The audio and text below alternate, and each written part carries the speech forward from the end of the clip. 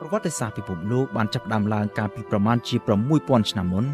ជាមួយនឹងការបង្កើតសំណេរដើម្បីកត់ត្រាហេតុការណ៍ប្រវត្តិសាស្ត្រក៏ប៉ុន្តែដំណើររឿងរបស់មនុស្សជាតិយើងបានចាប់ផ្ដើមឡើងតាំងពីយូរយារមុនប្រវត្តិជាសំណេរនេះទៅទៀតដែលសម័យកាលនោះគេហៅថាជាសម័យកាលបុរាណប្រវត្តិនៅមុនពេលមានការបង្កើតអក្សរ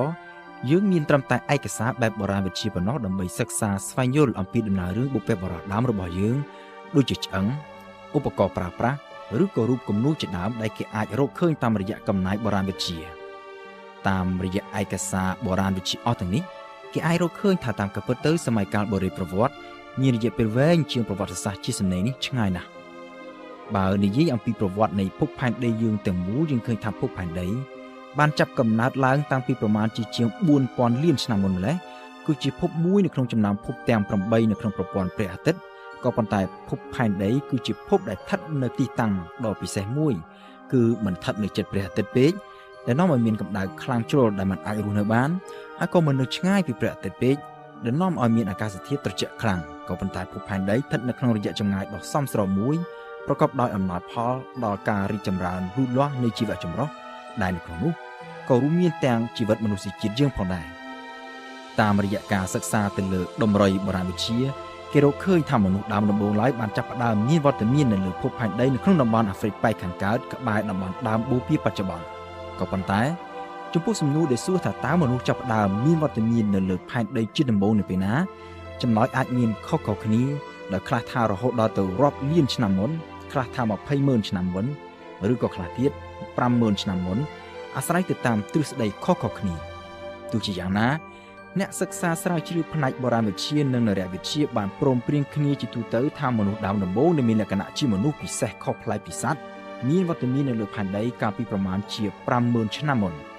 ហើយលក្ខណៈពិសេសដែលបែងចែកខុសគ្នាស្រឡះរវាងមនុស្សនិងសត្វ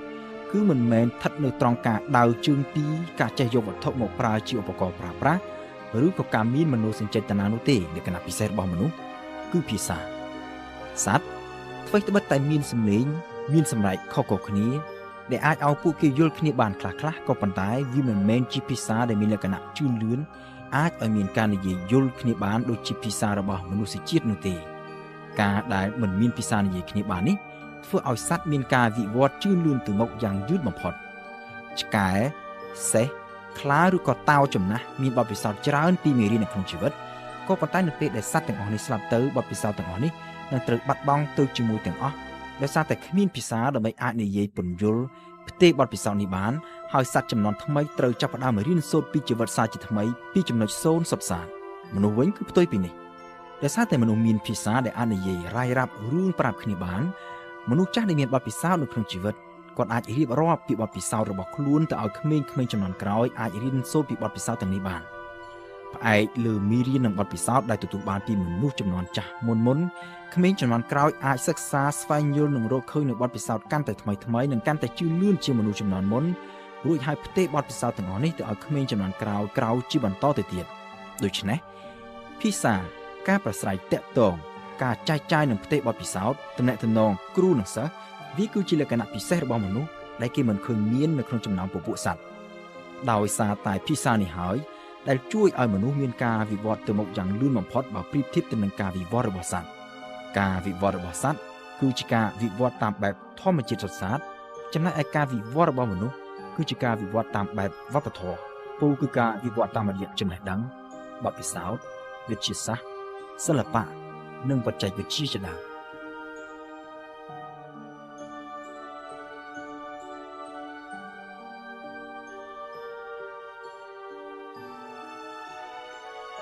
ភាសាជួយឲ្យមនុស្សមានការវិវត្តខាងចំណេះដឹងនិងប្រាជ្ញាស្មារតីទៅមុខបានយ៉ាងលឿនខុសពីសត្វ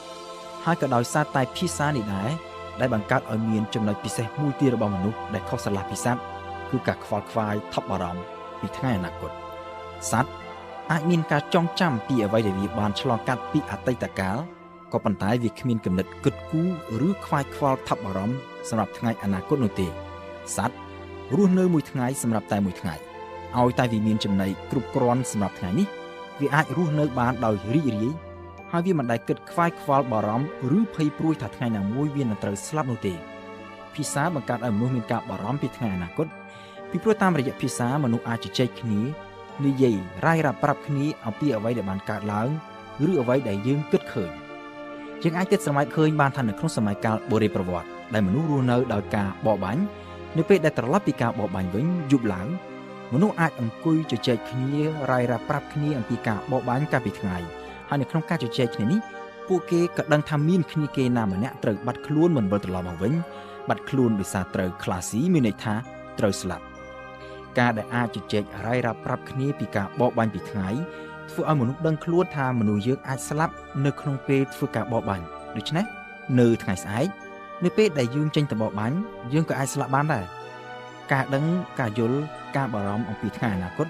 ធ្វើឲ្យមនុស្សចេះគិតគូរប្រុងប្រៀបរៀបចំផែនការត្រៀមទុកសម្រាប់ថ្ងៃអនាគតហើយការដឹងខ្លួនថាថ្ងៃណាមួយខ្លួននឹងស្លាប់ធ្វើឲ្យមនុស្សយើងមានតម្រូវការដ៏សំខាន់មួយទៀតដែរដែលយើងតែងតែចង់ធ្វើនៅក្នុងពេលបច្ចុប្បន្នដូចជាសប្តាហ៍ថ្ងៃនេះគឺការរាយរាប់និទានដំណាលសាច់រឿងឬហេតុការណ៍ដែលខ្លួនបានឃើញបានជួបប្រាប់ទៅអ្នកដទៃការរាយរាប់ដំណាលសាច់រឿងឬហេតុការណ៍នេះហើយដែលជាប្រវត្តិសាស្ត្របើទោះបីវាគ្រាន់តែជាការដំណាលដោយផ្ទាល់មាត់ដោយគ្មានសំណេរក៏ដោយដូច្នេះមនុស្សជាតិនៅក្នុងសម័យកាលបុរាណប្រវត្តិក៏មានប្រវត្តិសាស្ត្ររបស់ខ្លួនដែរពីព្រោះថាមនុស្សមានភាសាដែលអាចនិយាយរាយរាប់ហេតុការណ៍ប្រាប់គ្នាទៅវិញទៅមកមនុស្សរៀបរាប់រឿងរ៉ាវពីអតីតកាល